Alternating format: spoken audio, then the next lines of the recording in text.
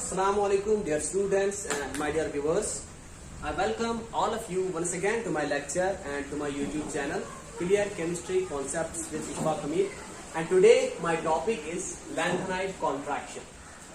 हम इस टॉपिक को इलॉबरेट करेंगे, ये लैंथेनाइड कॉन्ट्रैक्शन होता क्या है and cause of lanthanide contraction, and फिर हम पढ़ेंगे इसके कॉन्सिक्वेंसेस, इसकी वजह से इन जो एटम्स हैं इनमें क्या चेंज आ जाती है, ठीक है, इसके कॉन्सिक्वेंसेस क्या है। तो सबसे पहले मैं यहाँ पे लैंथेनाइड्स लिखूंगा, उसमें 14 एलिमेंट्स होते हैं, तो उनको याद करने के लिए मैंने एक ट्रिक बनाई है जो मैं यहाँ पे पढ़ूंगा तो आप याद कर सकते हैं, ठीक है। पहले ल सी पर नड पम सम यू गुड तब डाई हो एर तम यब लू, ठीक है। तो मैंने इनके लिए ट्रिक बनाई है याद रखने के लिए। ल सी पर नड पम सम यू गुड तब डाई हो एर तम यब लू, ठीक है।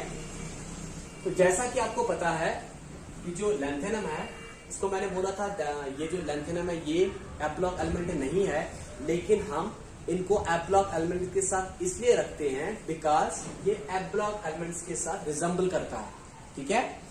तो इनका जो एटॉमिक नंबर है लैंथेनम का दैट इज 57, सीरियम का 58, इसी तरह से हम एक एक बढ़ाते जाएंगे तो ड्यूटेरियम का जो एटॉमिक नंबर है दैट इज 71, ठीक है। और लैंथेनाइड कॉन्ट्रैक्शन क्या होता है, जैसे जैसे हम लैंथेनम से सीरियम की ओर जाएंगे, सीरियम से प्रोजोडाइनियम की ओर जाएंगे, प्रोजोडाइनियम से नियोडाइनियम की ओर जाएंगे, तो वैसे वैसे इनका जो एटॉमिक रेडिय है और जो आयनिक रेडिय है वो डिक्रीज हो जाती है, ठीक है। जैसे जैसे हम लैंथेनम से ल्यूटेरियम की ओर बढ़ेंगे, atomic radio of the elements and ionic radio of the elements decreases, वो कम होती जाती है, ठीक है। तो अभी तो मैंने इनको एटम्स लिखा है, तो एटम्स में क्या होता है, फॉर एग्जाम्पल अगर हम लैंथेनम की बात करेंगे, इसकी जो एटॉमिक रेडिय है, मैं AR लिख देता हूं, एटॉमिक रेडिय इट इज 187 होती है इसकी एटॉमिक रेडिय। सीरियम की होती है 183, ठीक है। प्रोजोडाइनियम की 182, इसी तरह से कम होती जाएगी जैसे जैसे हम लैंथेनम से सीरियम की ओर बढ़ेंगे, एटॉमिक रेडिय डिक्रीज हो गई, सीरियम से प्रोजोडाइनियम की ओर बढ़ेंगे और एटॉमिक रेडिय डिक्रीज होगी, ऐसे ऐसे जैसे हम फ्रॉम लैंथेनम टू ड्यूटेरियम जाएंगे, तो यहाँ पे जो यट्रोपियम है इसकी एटॉमिक रेडिय 173 होती है, एंड ये जो ड्यूटेरियम है इसकी एटॉमिक रेडिय 172 बन जाती है, ठीक है। तो इस चीज को हम बोलते हैं लैंथेनाइड कॉन्ट्रैक्शन, ठीक है। लैंथेनाइड कॉन्ट्रैक्शन क्या है, जैसे जैसे हम लैंथेनम से ड्यूटेरियम की ओर बढ़ेंगे एटॉमिक रेडिय डिक्रीजेस, और मैंने यहां पे बोला आयनिक रेडिय आल्सो डिक्रीजेस, लेकिन आयनिक रेडिय किन आयन्स की, उन आयन्स की जिनके पास +3 चार्ज हो, ठीक है, वो ions which are in +3 oxidation state.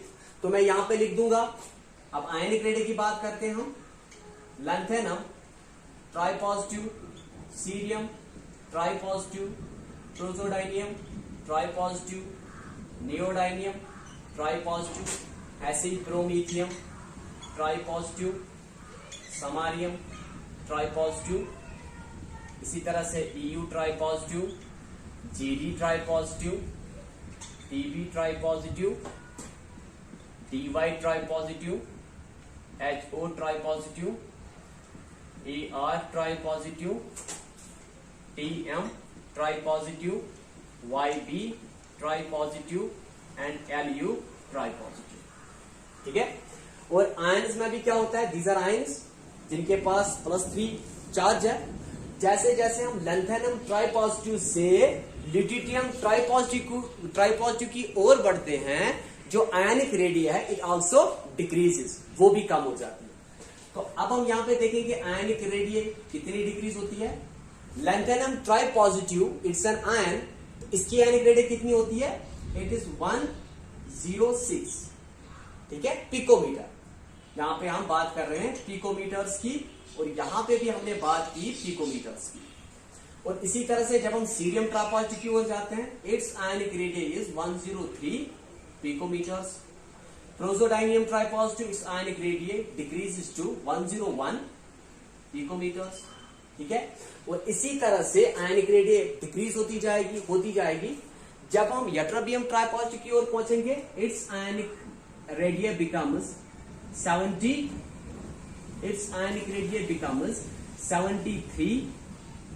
Picometres, and lutetium जो है its ionic radius becomes 72 picometres, ठीक है। तो अब हम क्या बोलेंगे दोनों को, this was the atomic radius जो डिक्रीज हो रही थी when we started from lanthanum to lutetium, और हम बोलेंगे अलोंग द सीरीज। एंड इसी तरह से आयन्स की अगर हम बात करेंगे, when we move along the series of the lanthanides, ठीक है, in case of ions ionic radius also decreases, ठीक है। तो अब हम इस चीज को यहां पे, इसी चीज को हम बोलते हैं लैंथेनाइड कॉन्ट्रैक्शन। तो हम यहां पे लिखेंगे the regular decrease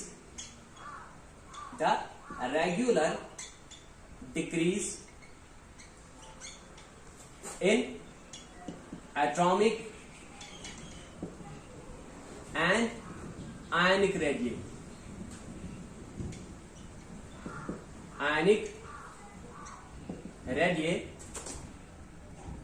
along the lanthanide series is called lanthanide contraction. Lanthanide contraction, ठीक है। ये जो रेगुलर डिक्रीज ऑफ एटॉमिक, ठीक है, एंड आयनिक रेडियस, पहले लैंथेनम जो आयन है लैंथेनम ट्राइपॉजिटिव, इसकी जो आयनिक रेडियस थी दैट वाज 106 पिकोमीटर, एंड जो ल्यूटिटियम ट्राइपॉजिटिव है इसकी ionic radius is only 72 picometre. तो इसी को हम बोलेंगे जो कि रेगुलर डिक्रीज होता है atomic and ionic radius as we move along the series, ठीक है, इज कॉल्ड लैंथेनाइड कॉन्ट्रैक्शन, ठीक है। तो अब हम यहां पे बोलेंगे कॉज ऑफ लैंथेनाइड कॉन्ट्रैक्शन। अब हम इसका कॉज डिस्कस करेंगे, कॉज ऑफ लैंथेनाइड कॉन्ट्रैक्शन, आखिर ऐसा क्यों होता है, कॉज ऑफ लैंथेनाइड कॉन्ट्रैक्शन।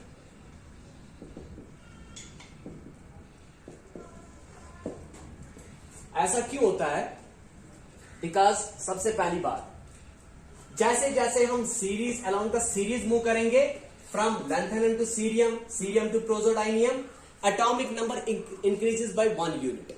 जैसे फॉर एग्जांपल लैंथेनम का एटॉमिक नंबर 57 है, इट मींस दैट इसके न्यूक्लियस में 57 प्रोटॉन्स है, and in the extra nuclear part इसमें 57 इलेक्ट्रॉन्स रिवॉल्व कर रहे हैं अराउंड द न्यूक्लियस। इसी तरह से सीरियम में इसके न्यूक्लियस में 58 प्रोटॉन्स है, एंड इसके एक्स्ट्रा न्यूक्लियर पार्ट में 58 electrons are revolving around the nucleus, ठीक है। तो जैसे जैसे हम along the series मूव करेंगे, atomic number increases by 1 unit, ठीक है। Here atomic number increases by 1 unit, इसका 57 था, अब इसका 58 है। अगर atomic number increase हुआ 1 यूनिट से, इसका मतलब है न्यूक्लियर चार्ज भी इंक्रीज हुआ 1 यूनिट से, ठीक है। और इसी तरह से सीरियम से जब हम प्रोसोडाइनियम की ओर जाएंगे, प्रोसोडाइनियम का एटॉमिक नंबर 59 है, तो यहां पे भी atomic number increased by 1 unit, it means that nucleus में एक प्रोटॉन और बढ़ गया, इसका मतलब है nuclear charge increased by 1 unit, ठीक है। तो अब हम लिखेंगे कि when we move along the series, ठीक है, as we move along the series,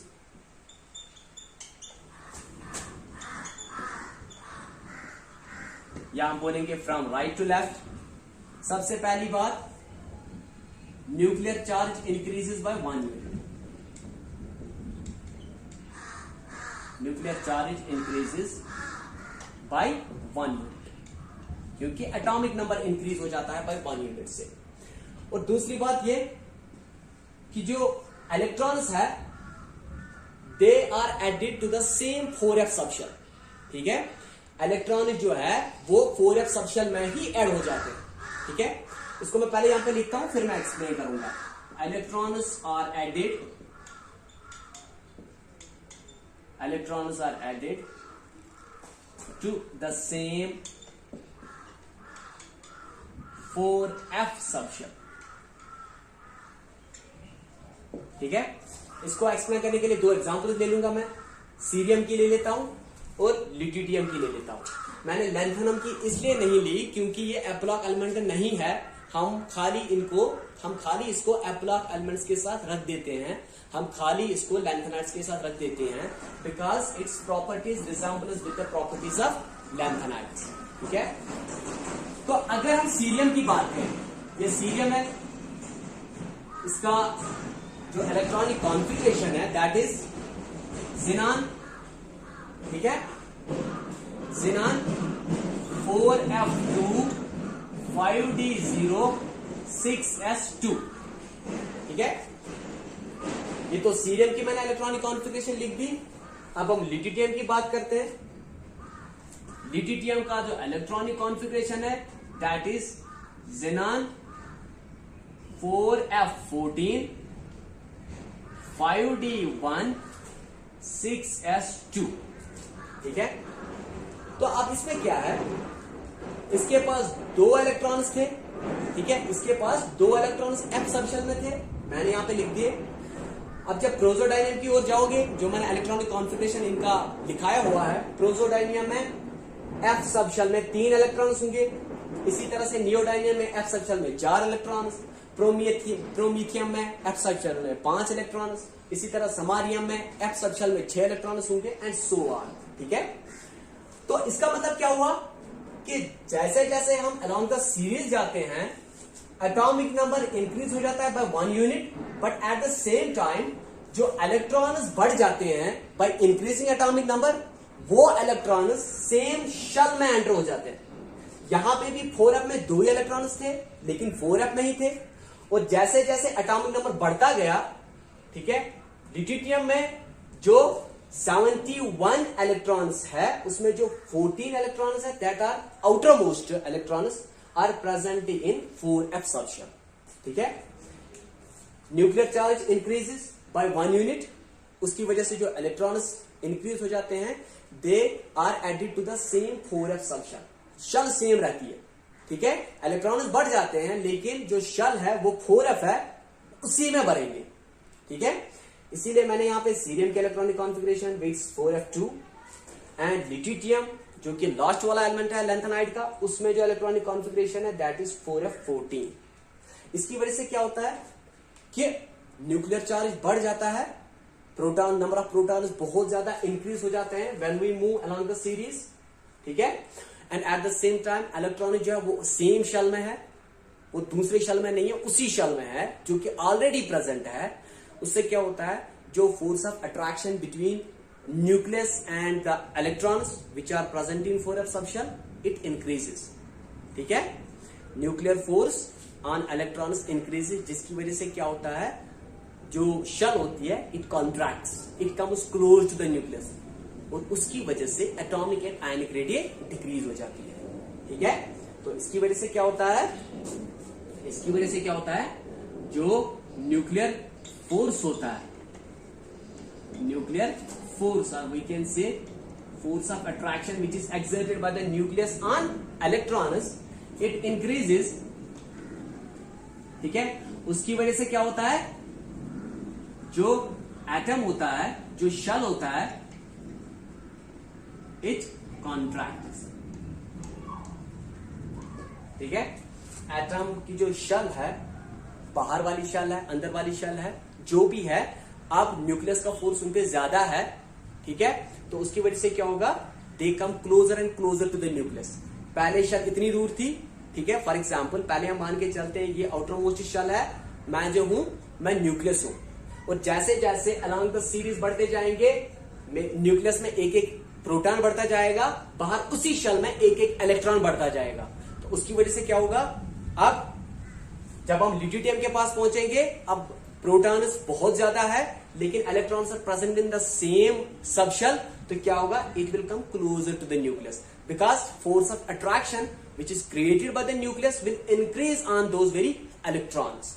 इसकी वजह से ये थोड़ा सा पास आ जाएंगे, और यही रीजन है कि इनमें लेंथेनाइट कॉन्ट्रैक्शन हो जाती है, ठीक है। तो इसका अब हम दूसरा रीजन बता देते हैं। दूसरा रीजन क्या है, दूसरा रीजन ये है कि जो शील्डिंग इफेक्ट होता है,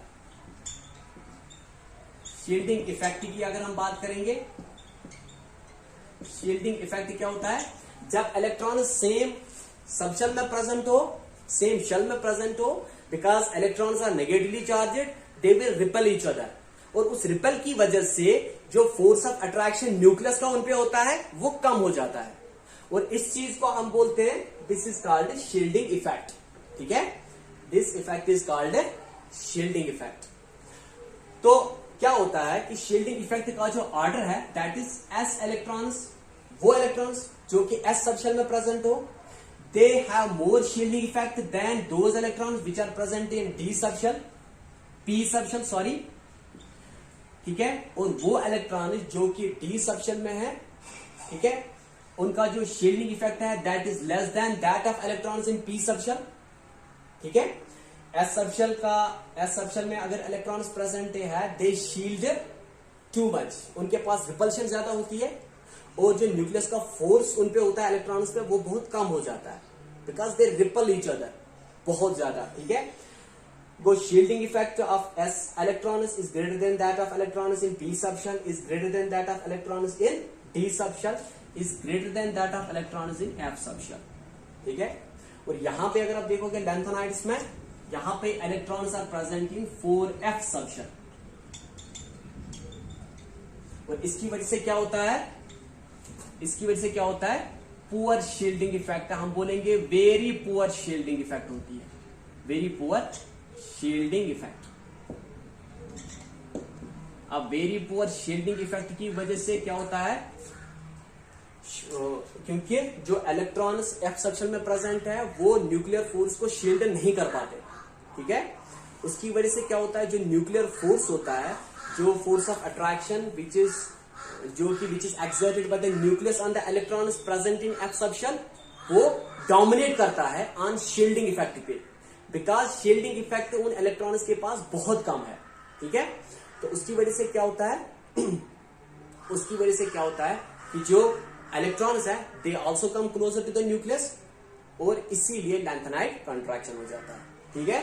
तो हम यहां पे बोलेंगे वेरी पुअर शील्डिंग इफेक्ट की वजह से क्या होता है, Z effective increases, nuclear charge becomes greater than that of shielding effect, greater than that of shielding effect, ठीक है। ये इसको बैलेंस नहीं कर पाता, जो इंक्रीज न्यूक्लियर चार्ज होता है वो शील्डिंग इफेक्ट को डोमिनेट कर देता है, उसकी वजह से क्या होता है, nuclear force on the outer most electrons it increases, ठीक है। उसकी वजह से शेल जो है बाहर वाली वो थोड़ी सी अंदर आ जाती है, ठीक है, कॉन्ट्रैक्ट हो जाता है।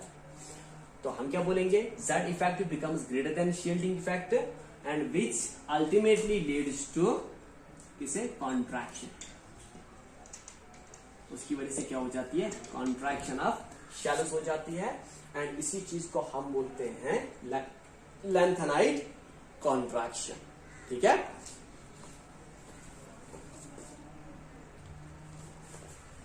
यहां पे जो लैंथेनाइट कॉन्ट्रैक्शन हो जाती है, यहां पे 87 पिकोमीटर या ट्रपीएम की जो कॉन्ट्रैक्शन हो जाती है that's equal to 87 picometre, and deuterium का जो है दैट इज 86 पिकोमीटर। यहां पे एक और पॉइंट जो है नोट करने लायक है, वो ये है कि जब हम सीरियम से, जैसे सीरियम का जो सीरियम का जो एटॉमिक रेडियस है दैट इज 183, ठीक है, 183 पिकोमीटर्स।